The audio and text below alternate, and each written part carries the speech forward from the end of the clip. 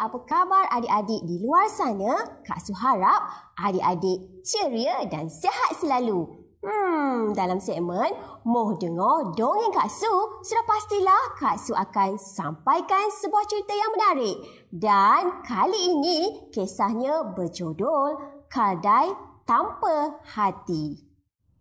Begini ceritanya adik-adik. Seperti biasa, pada zaman dahulu, di dalam sebuah hutan ada banyak haiwan. Sudah pasti adik-adik di luar sana tahu haiwan-haiwan yang tinggal di dalam hutan.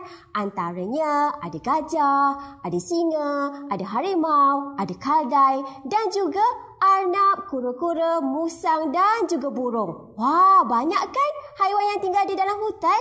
Dan sudah pastilah ada raja dalam hutan itu. Dan rajanya adalah Raja Singa. Singa telah dilantik menjadi raja di dalam hutan tersebut. Semakin hari, singa semakin tua. Dan apabila singa ini tua, singa semakin uzur dan mulai jatuh sakit.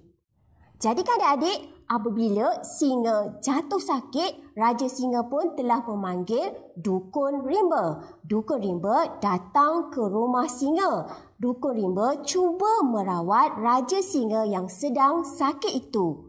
Adik-adik rasa adakah Dukun Rimba berjaya? Begini ceritanya adik-adik. Dukun Rimba menasihatkan Raja Singa supaya makan hati keldai. Katanya, kalau Raja Singa makan hati keldai, sudah pastilah Raja Singa akan pulih. Tapi, ada satu syarat, kata Dukun Rimba. Sebelum Raja Singa makan hati keldai, Raja Singa hendaklah mandi terlebih dahulu. Jadi kan adik-adik, sebaik sahaja Raja Singa memahami arahan Dukun Rimba, maka Dukun Rimba pun pulanglah ke rumahnya. Dan Raja Singa pun memanggil pengawalnya. Cuba adik-adik teka siapa pengawalnya. Pengawal Raja Singa ialah serigala. Rupa-rupanya serigala telah dilantik menjadi pengawal kepada Raja Singa. Raja Singa telah mengarah kepada serigala supaya keluar mencari keldai untuk diambil hatinya untuk mengubat sakit Raja Singa. Jadi kan adik-adik, sebaik sahaja serigala mendengar arahan Raja Singa, maka serigala pun pergilah ke dalam hutan. Serigala berjumpa dengan keldai. Serigala bagi tahu kepada keldai, esok kamu pergilah meragut rumput di padang yang luas di luar sana. Katanya, Raja Singa telah membenarkan kamu untuk meragut rumput di padang itu. Adik-adik, tanpa berfikir panjang, keldai pun mengikut arahan serigala. Jadi, pada keesokan harinya, keldai telah pergi meragut rumput di padang yang sangat luas itu. Adik-adik, rupa-rupanya ada sesuatu yang berlaku. Raja Singa telah menunggu di semak samun tepi padang itu. Sebaik saja keldai meragut rumput yang sedap itu, Raja Singa pun mengejar dan menerkam keldai. Keldai tidak dapat berbuat apa-apa kerana Raja Singa terlalu dekat ataupun hampir dengannya. Jadi kan adik-adik, akhirnya keldai berjaya ditangkap oleh Raja Singa. Adik-adik, kesiannya dengan keldai kan? Dia tidak berfikir panjang, akhirnya dia terpedaya dengan serigala dan akhirnya keldai pun mati dibaham oleh Raja Singa. Tapi kan adik-adik, Raja Singa tidak terus makan keldai.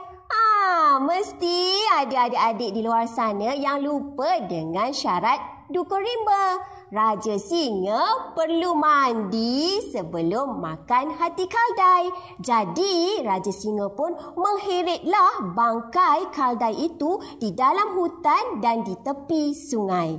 Di sana, Raja Singa minta serigala menunggu bangkai keldai dan Raja Singa pun terjunlah ke dalam sungai untuk mandi terlebih dahulu.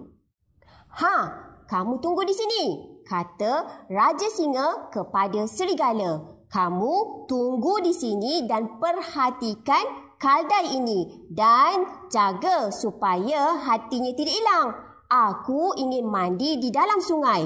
Serigala rasa peliklah adik-adik. Dia garu-garukan kepalanya. Peliklah dengan Raja Singa. Kenapa tak makan je hati keldai itu? Kenapa nak mandi dahulu? Tapi Raja Singa tidak memperdulikan serigala. Dia terus mandi ke dalam sungai.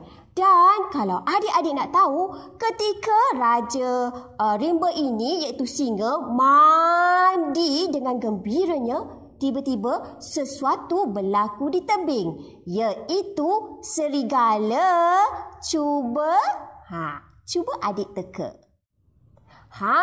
Pandai pun adik-adik di luar sana. Serigala telah merasa tamak dan dia cuba untuk makan hati keldai. Jadi kan adik-adik, sementara Raja Singa mandi, manakala pengawalnya iaitu serigala segera menggigit dan mengoyak badan keldai. Lalu serigala makan sepuas-puasnya hati keldai tersebut. Apa yang berlaku selepas ini? Tunggu. Sebaik sahaja Raja Singa telah puas mandi, Raja Singa pun naik ke atas tebing.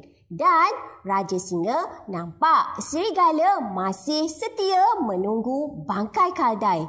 Lalu Raja Singa pun menghampiri bangkai keldai. Dia koyaknya dengan rakus bangkai keldai tersebut. Tapi kan adik-adik, keldai tidak mempunyai hati. Hatinya telah hilang adik-adik. Siapa yang makan? Serigala yang makan kan? Tapi Raja Singa tidak tahu. Lalu Raja Singa tanya kepada serigala. Serigala, mana hati keldai? Lalu kan adik-adik, serigala pun menjawab. Alah Raja Singa, keldai memang tidak mempunyai hati. Sebab itulah dia mudah ditipu daya oleh saya, kata serigala kepada Raja Singa.